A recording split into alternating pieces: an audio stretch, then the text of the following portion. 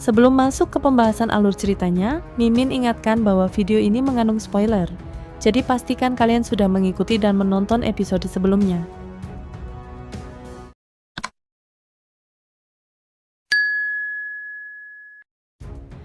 Aula lelang mendadak hening saat kakek Baoshan mengeluarkan barang kedua terakhir, fragmen peta api lotus pemurnian iblis. Wajah-wajah di ruangan itu menyala penuh ambisi. Meski hanya sepotong peta, itu cukup untuk memicu kegilaan. Siapapun tahu, menemukan api lotus berarti kekuatan dan status yang tak tertandingi.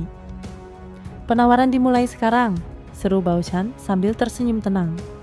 Satu demi satu harga meroket, dari 3, 5, hingga 9 pil obat tingkat tinggi. Ruangan berubah panas, penuh tensi.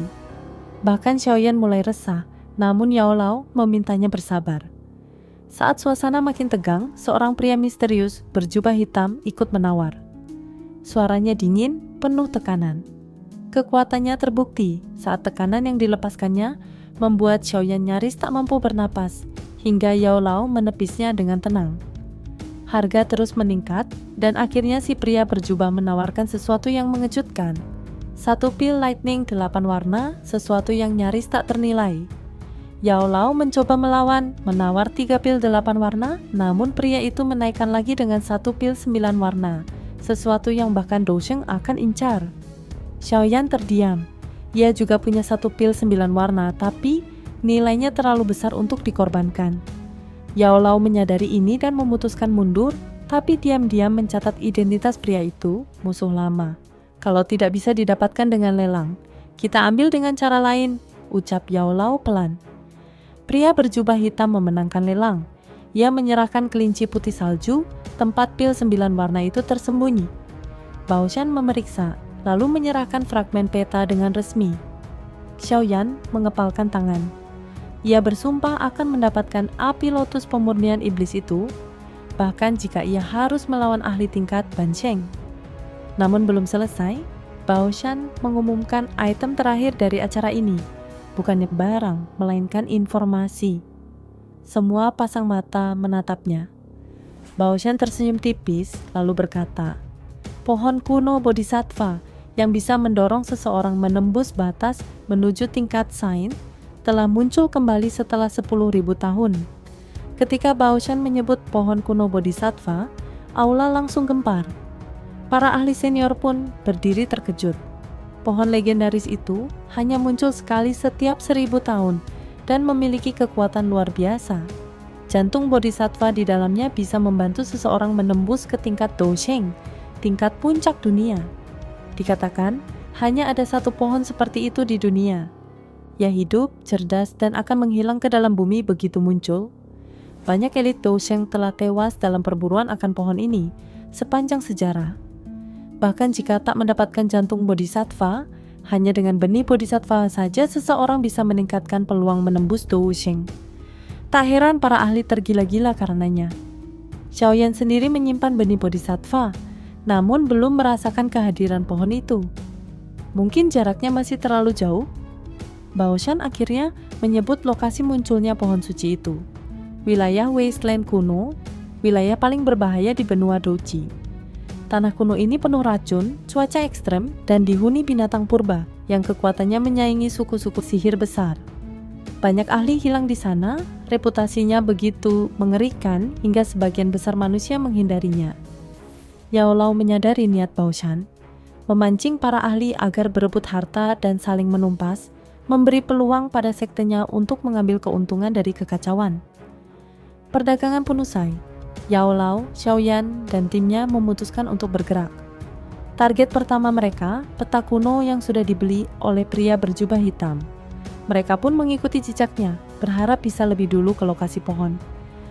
Yao Lao lalu mengungkap identitas 3 pria tua kuat yang bersama pria berjubah hitam, pemimpin Cloud Rain Sect, sekte sesat yang menggunakan wanita sebagai kuali daging untuk menyerap Douji. Mereka terkenal jahat dan buas, pernah terusir dari Central Plains, namun kini kembali. Ketiganya memiliki kekuatan luar biasa gabungan. Kekuatan mereka mampu menandingi elit Ban Sheng. Yao Lao pernah bentrok dengan mereka di masa lalu, dan kini tak menyangka harus berhadapan lagi. Saat kelompok Xiaoyan bersiap, Yao Lao mendongak ke langit. "They're here," gumamnya pelan. Saat mendengar peringatan Yao Lao, kelompok Xiaoyan sontak waspada. 3 cahaya hitam melesat dari kejauhan, menyisakan desingan petir dan angin di udara.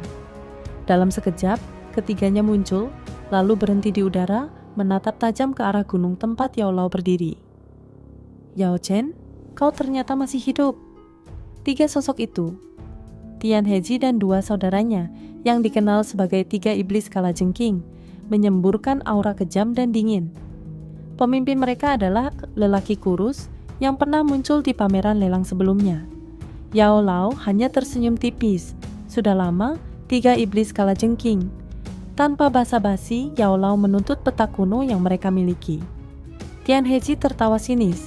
"Yao Chen, sejak kapan kau merampok seperti bandit?" Yao Lao tak menggubris sindiran itu. "Kalian bukan orang biasa, lebih cocok disebut binatang." Merasa diremehkan, Tian Heji dan saudaranya segera menyerang. Yao Lao membalas dengan kekuatan Daoji menakutkan, membuat langit menggelap. Serangan dahsyatnya membentuk tangan raksasa dari api, menghantam trio iblis. Gunung-gunung di sekitar pun retak oleh benturan energi. Tak mampu menahan tekanan, Tian Heji dan 2 saudaranya terpental ke belakang. Terkejut oleh kekuatan Yao Lao yang kini telah mencapai kelas Bansheng, mereka pun mengubah strategi, menculik kelompok Xiaoyan sebagai sandera. Ren Heji segera melesat ke arah mereka. Matanya menyala saat melihat kecantikan Cailin dan Dr. Peri kecil. "Hahaha, siapa sangka perjalanan ini membawa keberuntungan sebesar ini." Namun, niat jahatnya langsung disambut dingin. Cailin berubah menjadi ular raksasa 7 warna surga menelan python, sementara Dr. Peri kecil mengaktifkan kekuatan tubuh racun mematikan. Serangan keduanya memaksa Ren Heji mundur. Sementara itu, Xiaoyan mulai mengaktifkan kekuatan sejatinya. Tubuhnya memancarkan aura kuat, didukung oleh 5 jenis api. 4 api surgawi, dan 1 palsu yang membentuk api teratai Buddha pemarah. Melihat ini, ekspresi Ren Heji langsung berubah pucat. 4 jenis api surgawi? Senyum dingin muncul di wajah Xiaoyan. Inilah pertama kalinya ia menunjukkan kekuatan penuhnya. Anak ini benar-benar aneh, kekuatannya hanya setara puncak bintang 8 Douzun, tapi bisa mengerahkan kekuatan sebesar itu. Ren Heji terpaku menatap pusaran api di tangan Xiaoyan. Kekagumannya segera berubah menjadi niat membunuh. Dengan 1 pukulan, ruang di depannya retak dan membentuk ular hitam dari retakan spasial yang melesat ke arah Xiaoyan. Namun, petir berwarna-warni menyambar dari langit, menghentikan dan menghancurkan serangan itu. Melihat Cailin, sang ular. Langit 7 warna, Ren Heji malah terkekeh. "Kau ikut campur? Baiklah, kuhabisi kalian berdua sekalian." Dia melesat ke udara dan menyerang Cailin, yang menangkisnya dengan ayunan ekor raksasa. Meski berhasil menahan serangan, Cailin terdorong mundur jauh. "Heh, kau masih terlalu lemah untuk lawan si tua ini." Baru saja hendak balik badan, Ren Heji diserang oleh pilar Daoji beracun dari arah belakang, serangan dari Dr. Peri kecil. Ia bertahan dengan menciptakan dinding spasial, lalu menyeringai sinis. "Kalian bertarung demi bocah itu? Ikut aku saja, pasti akan lebih menyenangkan." Namun, kata-katanya terhenti ketika melihat Xiaoyan tengah menyatukan 5 jenis api. Wajahnya berubah pucat. Gila, dia mencoba menggabungkan flames surgawi. Merasa terancam, Ren Heji berhenti menyerang 2 wanita itu dan langsung menyerbu Xiaoyan. Tapi sebelum berhasil mendekat, Xiaoyan sudah menghilang dengan kecepatan luar biasa, membuatnya kewalahan.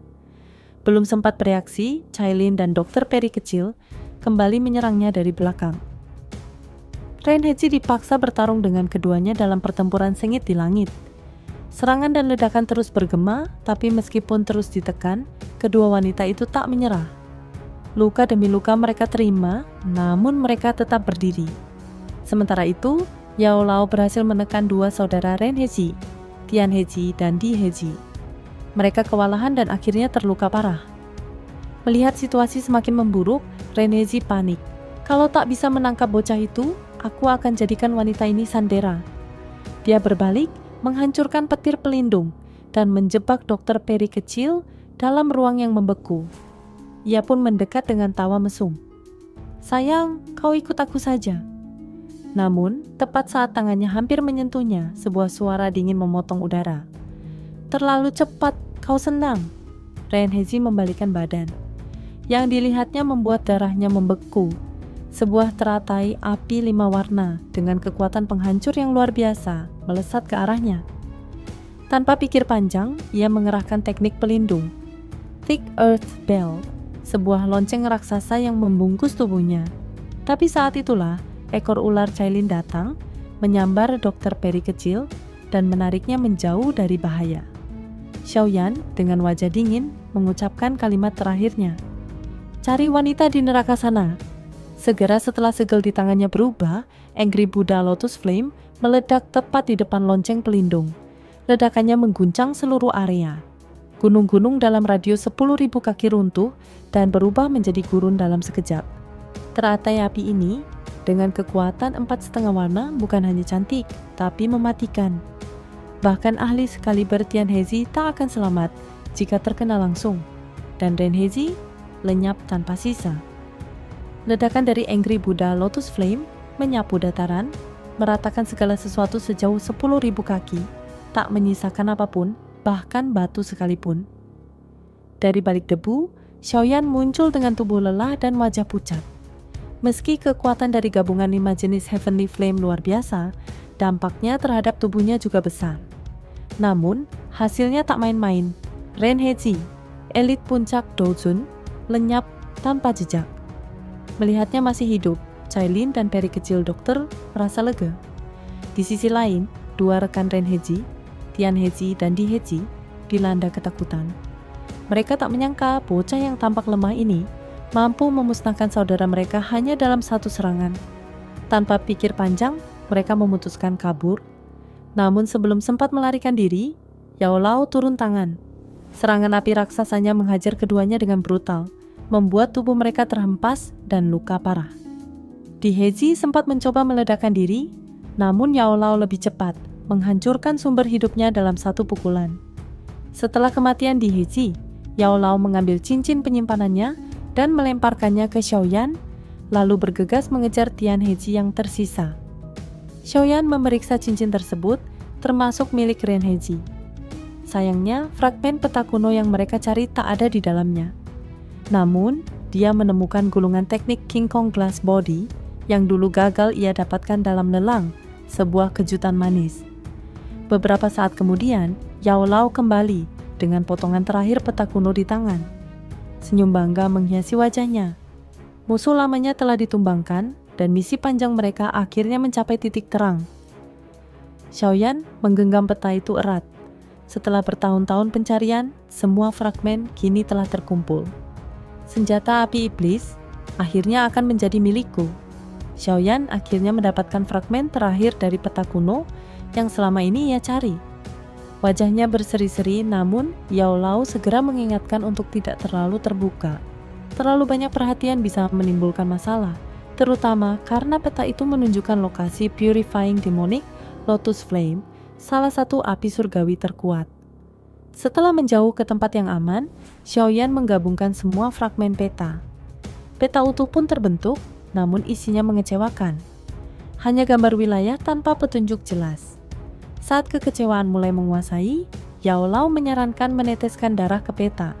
Sayangnya tak terjadi apa-apa. Dalam keputusasaan, Xiaoyan hendak membakar peta dengan api surgawinya. Anehnya, peta itu tak hangus sedikit pun, bahkan saat nyala api diperkuat. Justru garis-garis di peta mulai bercahaya dan memunculkan tulisan kuno di udara. 2 bulan muncul di langit, 9 bintang berjajar. Gelombang dunia bangkit, dan api iblis pun turun ke bumi. Yao Lao menjelaskan bahwa fenomena ini hanya terjadi sekali dalam 1000 tahun dan saat ini tinggal 3 tahun lagi sebelum itu terjadi. Hanya dalam waktu itu, Purifying Demonic Lotus Flame akan muncul. Tapi untuk bisa memilikinya, Xiaoyan harus mencapai level Dousheng. Jika tidak, dia hanya akan jadi penonton. Xiaoyan merasa getir. Setelah semua usaha kerasnya, dia hanya mendapatkan informasi bahwa semua orang akan punya kesempatan yang sama ketika waktunya tiba. Namun sebelum sempat menyerah, gambar teratai di peta tiba-tiba menyala dan melesat masuk ke antara alisnya. Yao Lao terkejut. Sebuah rahasia yang lebih besar ternyata tersembunyi di balik peta kuno itu. Itu saja spoiler episode 162 dari Donghua series Battle Through the Heaven Season 5.